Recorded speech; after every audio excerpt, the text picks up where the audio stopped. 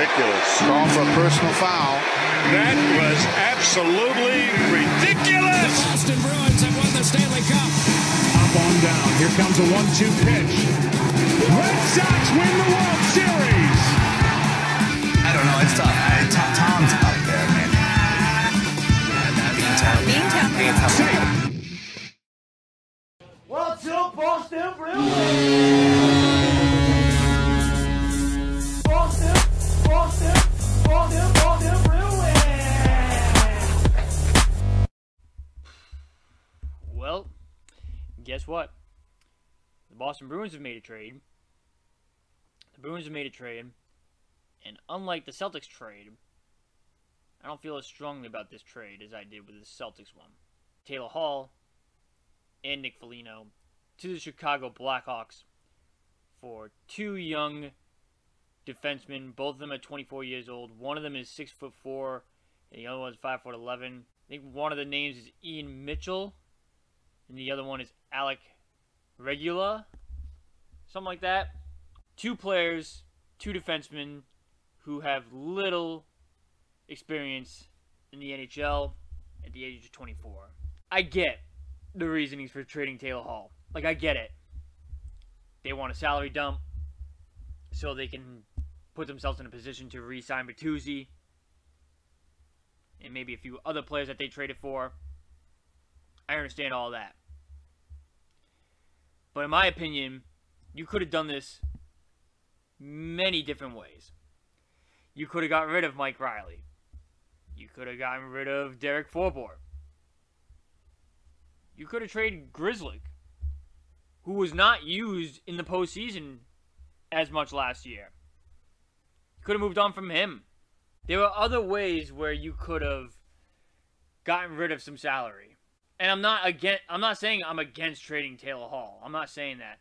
What I'm saying is there were other players that I would have traded ahead of Taylor Hall. But here's my entire thing with the Taylor Hall trade. You don't even get a draft pick out of it. You don't get a future second rounder or a future third rounder or something like that. You couldn't get that. You couldn't get somewhat of an asset back after you traded all your assets away last year. That's what hurts the most, in my opinion, is that they didn't get a draft pick out of it. Again, I don't know what these two defensemen that's coming to Boston are. In my opinion, at least. I hope it works out. For us, at least. I hope that he has a plan A going into this free agency. If he doesn't sign Bertuzzi after giving away Hall, that's not a good look. I get it. You have to go away with some of these pieces after what you tried to do last year, and it didn't work out, unfortunately. I get what he has to do, but it's just hard, man. It's a hard decision for him. He kind of has to have like a plan A. If he doesn't have a plan A and it doesn't work out, this thing could fall apart real fast. So, we're going to react to Don Sweeney and what he had to say on the Taylor Hall trade. Leave a thumbs up if you guys enjoyed these videos. Subscribe now if you guys are new. You guys know what to do. Go check out our website. Links in the description down below. Thank you to the bad man for 2.5 years here with the Bruins. Wish it ended with a cup. The radio people have been saying, I've never heard of a Taylor Hall guy. Well, you're looking at one right here. Every time he did something well on the ice, all I would say is he's a bad man. Now Chicago's going to be enjoying him. I'm not going to lie, though. I have a friend right next door to me who's a huge Blackhawks fan. And she's been non-stop laughing at me because she said the Blackhawks fleeced the Bruins. She's kind of right. I'm not going to lie. She's kind of right. If we got a draft pick out of it, then I think it would have been a good deal for both sides. But no. Anyways, without further ado, let's hop straight in this video. Oh yeah, are you looking to get back into the first round? A difficult task on the doorstep. Okay, first round, we already know what happened. You just never know. We've had certain. So we made a move yesterday that sort of put us in pause motion for a little bit in terms of regrouping how we're going to fill the rest of the roster out as a result of, really losing, two quality individuals personally. First and foremost, wishing Taylor, his wife, and expecting child all the success in Chicago, and Nick and his family as well. Are you anticipating there's going to have to be more salary cap type deals like the Taylor Hall deal moving forward? No, we're in a fine spot to be able to, again, we've always said that there's going to be some turnover associated with that. I was pretty honest at the end of the year, and realizing that might include some of our younger guys getting an opportunity, or bringing in, some players that might be looking for that re-platform and second opportunities, and that's just the nature of where we're at right now. We certainly we pushed a lot to the middle of the table in terms of trying to accomplish an ultimate goal, and we fell short, and we have to regroup as a result. What's the latest with Patrice, and where he's at, and how much does that hinge on everything you're going to do here? Well, congrats to Patrice for his sixth selfie last night. He and Steph are eagerly awaiting the birth of their fourth child. I've had some conversations with Patrice. He's taken his time, and he's going to take all the time necessary. There's no pressure from the organization if and when. Rumor has it too, Milan Lucic is coming back to the Bruins on a 1-year, $900,000 deal. My thoughts on it: I don't hate it, but I don't like it either. He's very old. What's he, like 40, 41 now? Can't really skate up and down the ice. But as a fourth line winger, I mean, I guess. But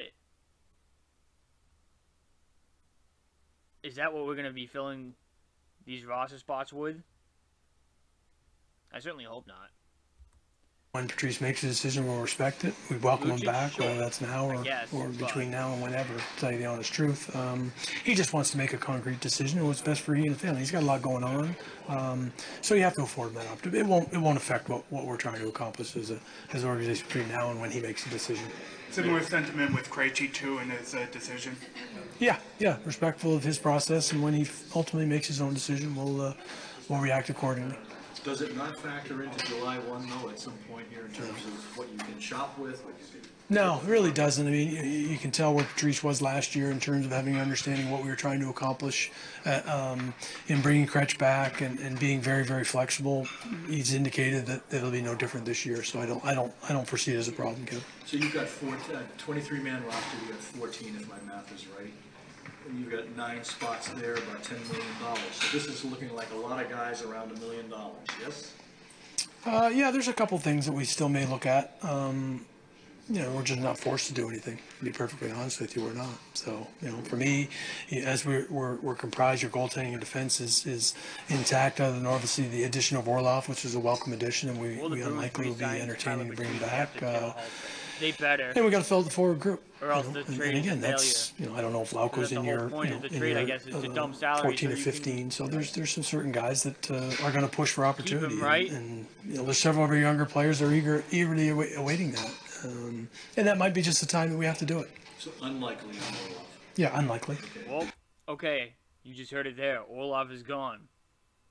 He said unlikely Orlov. So maybe that's why they got those 2 defensemen. I don't know. Hasn't been closed off. None of those guys have necessarily been closed off. He just said, now he says none of those guys have necessarily been closed off. Like, can you not go in a full circle here? Like, are you going to re-sign these guys or not?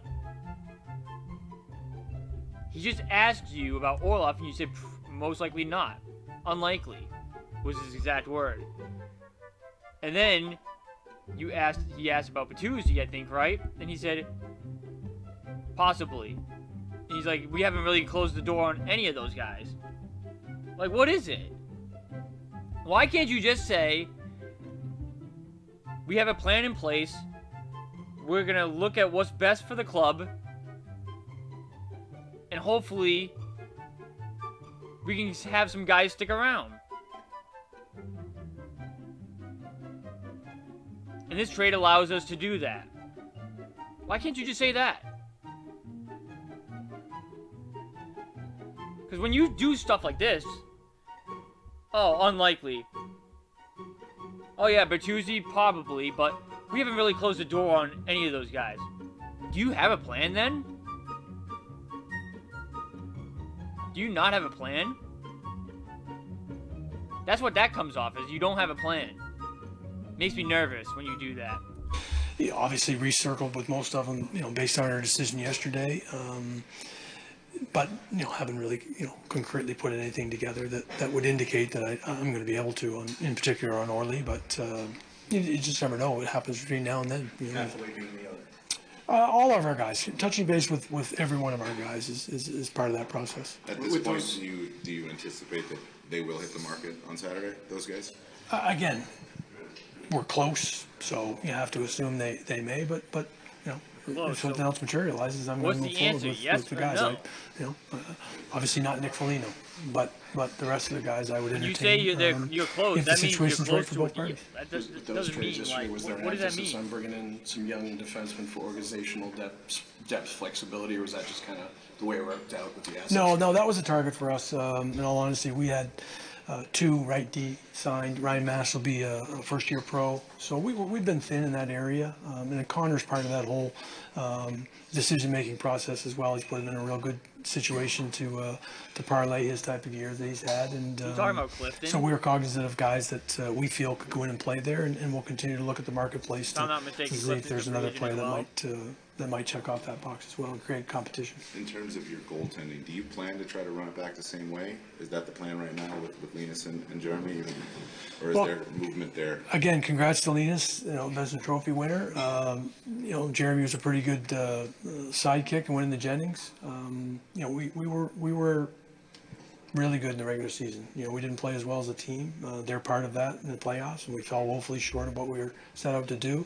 I think we're in a terrific spot if we do decide, and that's what our indications are right now, unless something else materializes between now and then. It doesn't mean I won't, you guys know me well enough. I have to do my job as to what might present, and the goalie market's an interesting one right now. What's your reaction to Monty's speech last night opening about his struggles?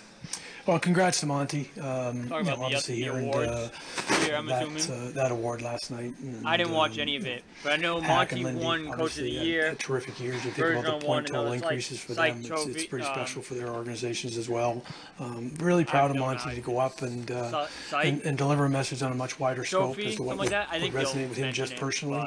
It speaks to the path that he's now on for the rest of his life, and sitting with Emily and knowing how proud she was and how big a part his family has played in his process of becoming who he is now. But I've had other people reach out in recognizing that he took it on a wider platform that should resonate with each and every one of us, and so I'm proud of him. He got so personal with that, and obviously you had to do your due diligence a year ago. Was he that glib a year ago? When you were assessing, is this my guy? Is he over it? Over it? No, it's a lifelong pursuit. I think I've been honest, and he's been honest with that. This is a lifelong pursuit for him, and anybody that I've spoken to along the lines of the substance abuse that he's gone through and the addiction process that he's had have said the same thing. It's a lifelong pursuit. You're never over it. That's not the word that I don't think anybody's used to describe. No, it's not. I'm not being critical, Kevin. I just think that Monty walked that walk in front of us, in front of anybody that we put in front of him, to recognize that this has to be the new path for him. It's late in his life to recognize it. Would he like to have recognized it earlier? Of course, but now he's being, his path now is about moving forward, learning from what's transpired and being a better person every day. And I think gratitude is such a big part of his life. He lives by it now, and I think it has to be for the rest of his life. So what he was revealing last night was pretty much what he was telling you a year ago. I'm just wondering if he's freer now to express it. I don't. He's forthright. I think it was just, as I referenced, your proud moment for our organization, for him to get up and acknowledge to a wider audience that it is a struggle, and people aren't alone. They don't go it alone. It takes, a really good friend of mine sent me a message last night. It truly takes a village to stay on that path, and he tried to attribute that to a lot of people that have helped him, and but it takes a lot of courage for him to do both. What did you make of Linus referencing butting heads with goalie Bob there during his acceptance speech? Yeah, well, I mean, that's just Linus's way, I think, to be a little, maybe that's the glib side of him in terms of being, you know, I think Bob, in all honesty, in some of the work that you guys have done, I didn't watch any cover of the NHL awards. the little technical things and I don't know if I should have or not, but I believe the communication that they've established between them and seeing how much Linus has improved as a goaltender overall, talking about this depth and talking about his recoil and things that Linus probably was resistant to because he's been a successful goalie. Now he's coming here with a guy changing him, and I think that's his way of saying, you know, we kind of share in this, you know, to some degree. Linus deserves a lion's share of credit, clearly, but I think it's a tribute to Bob, you know, recognizing some of the areas where he could continue to improve, and good on Linus to do that. What's your read on Riley Walsh's career to this point and what he might be able to do coming home, so to speak? Interesting that I've, you know, seen Riley play all the way back to his prep school days, and actually played a lot with his dad growing up. Really offensively tilted player, talented player. He's certainly learning to continue to fill in the gaps defensively, and talked to him yesterday about, you know, what we try and provide our defensemen with in a system and a structure to allow their talents to bubble to the forefront, and use their skill sets without losing sight of the main focus and job of how we defend, first and foremost with a structure. And he has just got to work on it. You know, he's taken a class at Harvard to finish up, and I told him, well, don't be jeopardizing that. You know, so it was a good connection for me. You know, I've known him, you know, when he was a young boy and a young man, and now seeing how excited he is to come back home and turn a new chapter. I guess it depends on the player and the situation and the families too. But do you believe in the hometown? I don't know if there's a bump or maybe an excitement that you've seen with Coyle and Grizzly. Yeah, that can really go both ways. You know, honestly, Ken, I think players have admitted that, Pluto. You know, maybe early on, Charlie Coyle would have said to you, I don't think I would have wanted to start in Boston. This is where I want to be now. And as opposed to Grizz, who really started there and wondered, okay, am I going to face the same amount of pressure or more as it relates to, you know, playing at BU and such. So that's an individual choice for every player. It can really go in two different directions, in all honesty. And honestly, what? Please. Yes, I'm doing it right now. Why are you talking to me? Now I lost track. Or as it relates to, you know, playing at BU and such. So that's an individual choice for every player. It can really go in two different directions, in all honesty. And honestly, it's really where's the player in his own life and in the family support system that he has at a young age versus you know, being a little more mature and established as a player. We do try and do our due diligence to how that may play out for everybody, and learn as a result of it. But you know, as of yesterday, he was pretty excited. And who do you envision maybe stepping up and filling in for that for Taylor Hall's offense in the spot that he had in the lineup? Well, that's the work that we're still doing, you know, as a staff right now, and obviously free agency on the door. So we have to look outside a little bit and recognize that, you know, internal competition may present, but you know, we have some options. The good thing is Jake can play either side. So if we get a player on either side, righty or lefty, I don't think we're predisposed to say that it has to be a lefty or it has to be a righty. That's fortunate for us. That's one of the more top regard. So we can move the pieces around. We can allow the internal competition to bubble up while we continue to look outside to see if we can complement and supplement that group. Just to be clear, Don, with Patrice and David, I guess the same thing.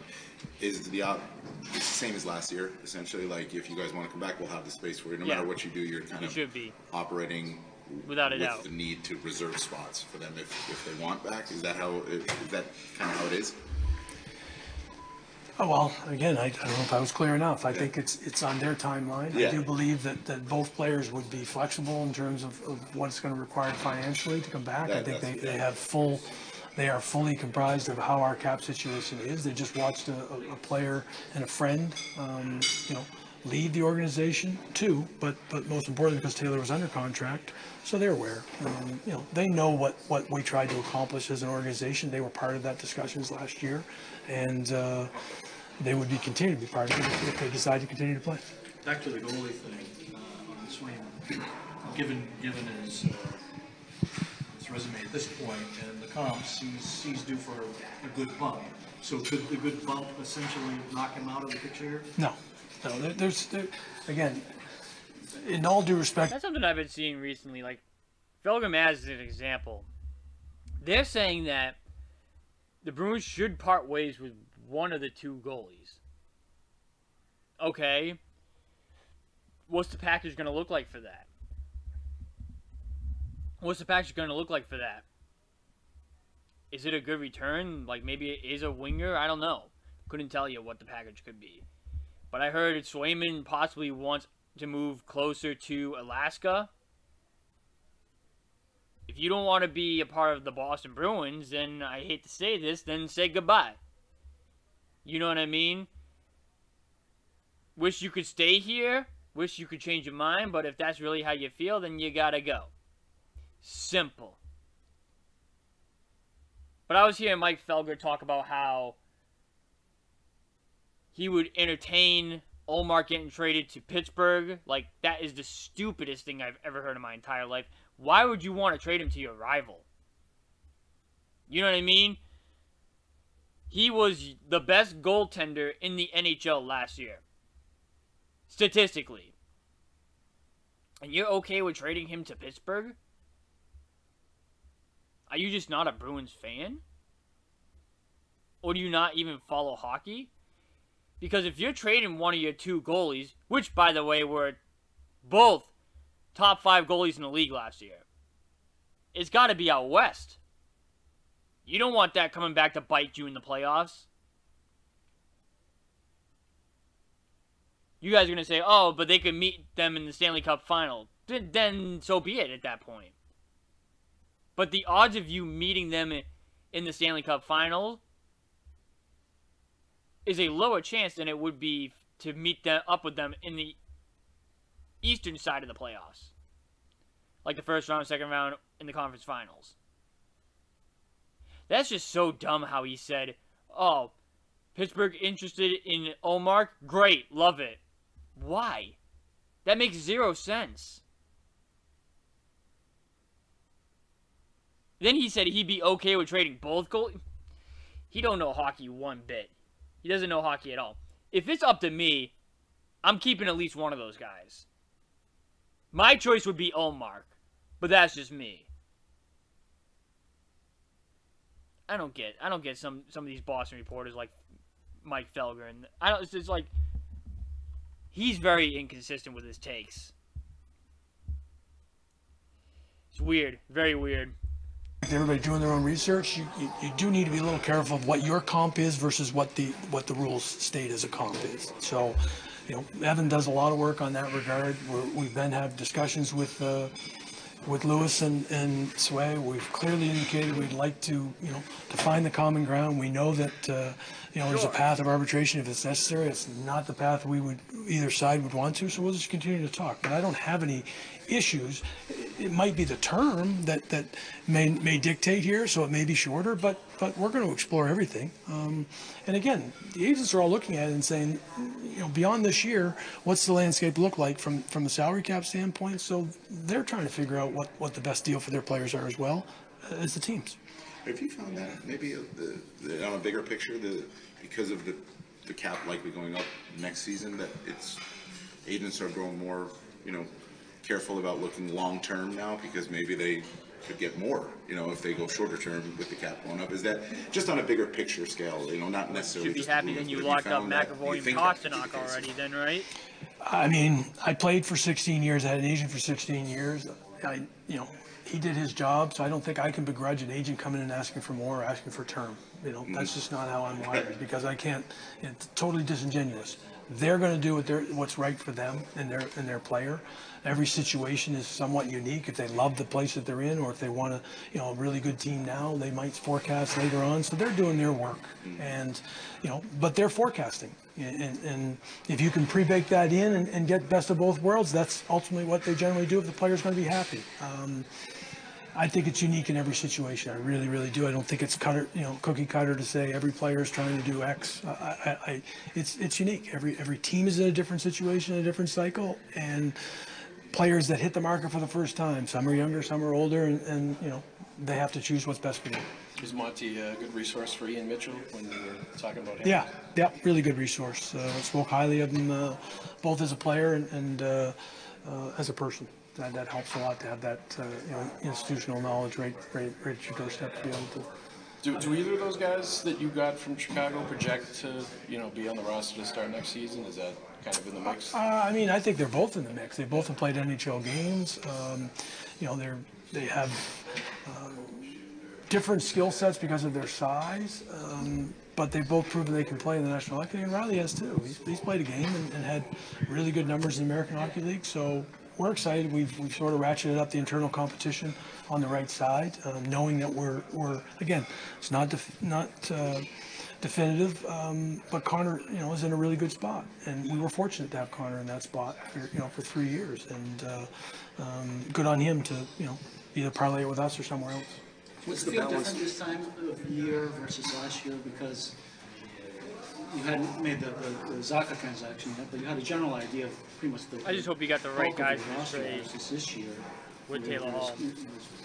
I hope he really did some background knowledge of these two players. Yeah, really different. I think I tried to acknowledge that right from the end of the year, and realizing that turnover was more than likely coming.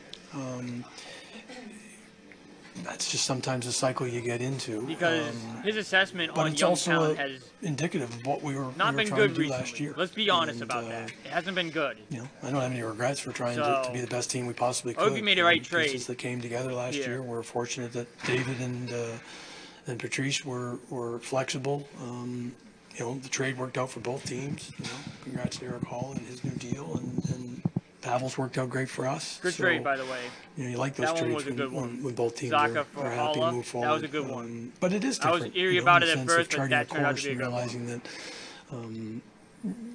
younger players should be excited, but they've got a lot of work to do in order to become incumbents. And we're going to bring in some external competition. So we have a good core group of players, and we're going to try and build around it. Do you enjoy this part of the job in terms of the problem solving? It's so different from year to year. You're trying to attack the same goal through different routes. I mean, we've spent too much draft capital, and that's on me to either claw back or. I've been saying in this video here that he better have a solid plan. If not, his job's on the line. I know I've been saying that, but in terms of what he's talking about here, trading away draft capital for pieces to win a cup, and he's saying that's on him, like that's his fault. I'm going to defend him here. Last year, at least, I think any GM in that league, any GM would have done the same thing that Don Sweeney did. They were on a record pace season at the trade deadline, and he was willing to part ways with any of his assets to go out and get that Stanley Cup.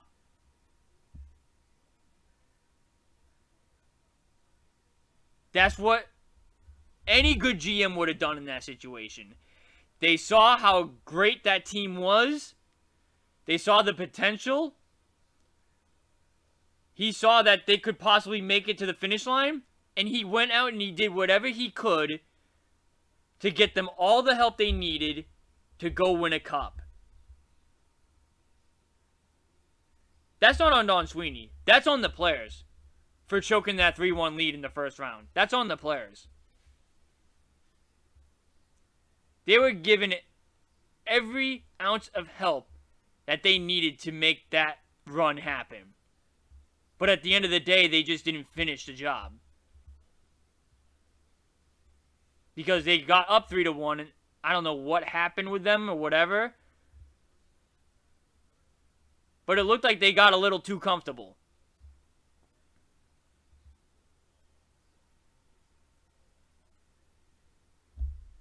That's on the players. That's not on Don Sweeney. Don Sweeney did a phenomenal job last year. It's too bad they didn't win a cup, though. So, I actually defend Don Sweeney on this one. Or make better decisions in that regard. So as a general manager, you have to you have to execute at the highest level. You just do. Otherwise, your organization suffers, and that's always on me. You enjoy the challenges because it's the jigsaw puzzle is never the same. So again, depends on where your cycle's at. We're an ultra competitive organization. We want to continue to be. So that's the job, and you can't run from it because that's the job. And, you got to try and do the best of your ability. And you got a lot of help and a lot of great people that are trying to do the exact same thing and making the best decisions and trying to move forward. It's different this year in the sense that we had a lot of guys coming back. We knew what sort of it would look like, with inside knowledge that the likelihood was Patrice would come back in conjunction with, as they were recruiting David and then still making the Zaka execution, because we felt that was, both a play for this year and moving forward. Is there any kind of a mindset of not overreacting to sort of the cap situation that you're in this year, because the cap is projected to, go up quite a bit 2 years from now, and kind of minimizing maybe the long-term sort of like decisions you make, I believe, based on 1 year of cap sort of challenges? Good question. Yeah, that's a fine line, because the conversations you're having, that you're not dealing necessarily from a position of strength, so to speak. I mean, teams are calling about your players because they have interest in your players, and then there's a little bit of a ring of, what are you going to do with your players, and you guys aren't helping in that regard sometimes. So it doesn't make the job any more challenging, to be honest with you. It's just the job, and you have to recognize it going in that that's what I would be doing, and the flip side, so you don't take umbrage with it. You just move forward and make the next call, and that's what happened in the Taylor situation and Nick. Just got to execute. It's the best of your ability, and sometimes you do it well, and other times you don't. You got to dust yourself off. We didn't hit on Nosek. Is he sort of in that group too? Yep, I talked to his representatives last night, so it's there's nothing definitive. It's just trying to work through, and we got some internal options that we would say, okay, where are we at if we make one decision versus another? And that's what we're really trying to do each and every day.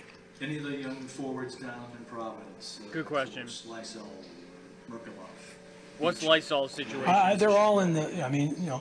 Oscar Steen's played games. Mark McGoffin's played games. No. He just said Lysol. That's the top prospect that's down in Providence right now. What is the deal with him? Is he ready to go in the NHL or not? Is he ready for the big spotlight? Beach, you think about, in terms of the no situation. No disrespect to the other names like Oscar Steen or anybody like that, but they're not really top prospects. The top prospect down there is Lysol. What is his situation? Is he ready to be an NHL player yet or no? Just doesn't have the experience level, which a lot of times gets the benefit of the doubt. Sometimes you got to peel it back and you just open up 2 roster spots. Why can't he have one of them? It might be just that jump-in point for that player, not necessarily just sending him in there and giving him the job, but creating internal competition. And if Joona Koppanen decides to come back, be in the same ballpark. We have several. Akablauko is a great example. Probably the best example this year of a player that took an enormous jump through the summertime. He was not on anybody's radar to make our opening night roster, and lo and behold, he's there. So he's another guy that's in that mix now to become with our projection, hopefully a regular everyday player. But he's got work to be done. He was there because of injury. That's gonna do it for this video here. Leave a thumbs up if you guys enjoyed these videos. Subscribe now if you guys know what to do. Go check out our website. The link's in the description down below. Let me know what you guys think of the Taylor Hall trade. Do you guys like it? The fact that this opened up cap space for them to do something this offseason. Possibly bring back Bertuzzi and maybe a few other people. Do you hate it because that's one of our depth pieces gone? Are you guys in the middle of it because you're happy that they created some space, but at the same time you're upset that a piece of our group is gone? Let me know what you guys think in the comment section down below. But it's been your boy Jesse, and I'll see you guys in the next video. Later, guys.